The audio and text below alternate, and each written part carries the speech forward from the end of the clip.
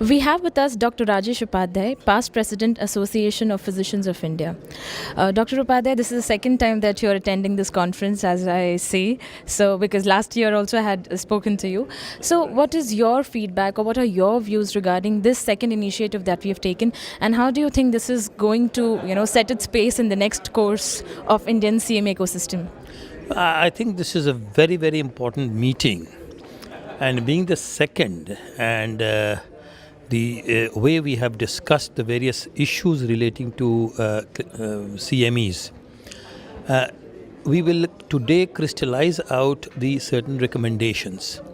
Now, these are certainly initial steps, but once clear ideas have come out and have been penned down, put down in a piece of paper, then that can be pursued further for action. Because till now, very little action has occurred on the ground. And what we need is the real action. But steps are initial, but with the formulation of thoughts, penning down of ideas, providing recommendations, things can be taken ahead at a much faster pace. Yes. Dr. Upadhyay, because during the panel discussion, you also mentioned about tailor-made CMEs and very specific to specific audience. Everything cannot go to the same audience as what you were referring to in your panel discussion. So, because globally, when you talk about CMEs, it's more of CPD. That's continuous professional development, is what they talk about. And when you talk about India, it's more of CME. So, what do you think? What is more relevant when it comes to the Indian scenario? I think two things are of great relevance. One is, yes, we have to tailor the CME according to the need of the region, the diseases prevailing in that region, and the level of knowledge of the practitioners in that region. So what we have done, that when we are going to rural areas or relatively rural areas, you can call it semi-urban, then what we do is we talk about common diseases present in that area, and we talk about steps of management, frequently asked questions, common pitfalls in management, so that we are making the local practitioners aware of how they should be treating their patients. The same person, so you have to go down to a different level. The same person, when I'm talking about a particular subject, let's say hepatic encephalopathy, I was talking about in Hyderabad, National API. But that's a different place, it is a different level. So you have to tailor-make according to many factors. Who's the audience? At what level should we be talking about? Because if you talk about, let's say, the latest research in a subject in a rural area where they need simple guidelines for clinical practice, I think you're wasting your time. Yeah, because when you've spoken about the rural India, because as we know that majority of our population stays in rural India, and do you believe, being a doctor, that, are they deprived or not being exposed to the high-end CMEs that are happening, or how should they be actually exposed to that? What are your recommendations on that front?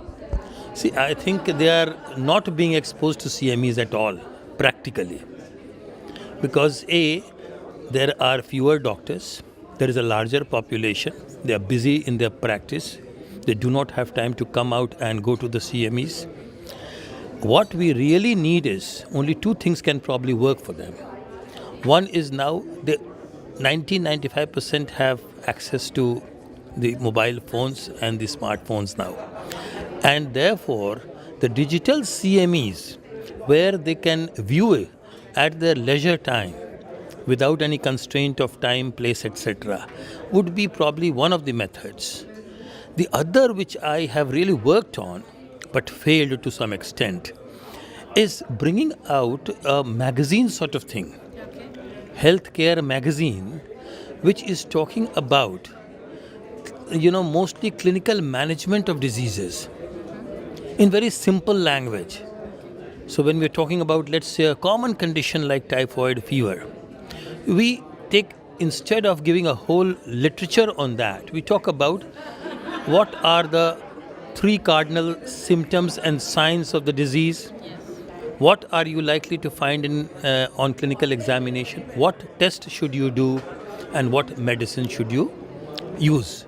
So these are sort of simple ways. What happens is, They are not the people who will be looking at the journal of the Association of Physicians or big journals. And the journals never talk about the simple things. We have brought out the recommendations of typhoid fever in November. And you see it is a lengthy 20-page document.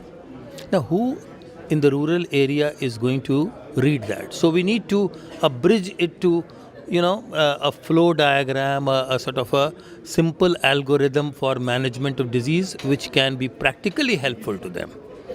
So, magazine, magazine should have other health issues, particularly nutrition, simple vaccination, nutrition, care of the child, care of the mother. These sort of things would be very useful for the rural practitioner. But what is your take on their belief in the accreditation part of it? Because probably online CMEs are not that being accredited when it comes to the Indian scenario. So because accreditation becomes one of the major points, they want credit points and etc. perks which are associated. Because that is a need of the hour as well. Credit points are becoming mandatory when it comes to the Maharashtra Medical Council. So what is your take on that? See, as of now, there won't be too much of a problem because Maharashtra is the only state really where accreditation is mandatory for re-registration. None of the other states have imposed it. Now, the question is, mandatory is good, but I think if you have simple tools whereby the will to learn voluntarily increases, that will be a great impetus for rural physicians. So once the mandate comes that you have to have so many points, I am sure by then we would have developed mechanisms for accrediting these programs as well. So it's a little early at the moment, but that would be done. Thank you so much, Dr. Upadhyay.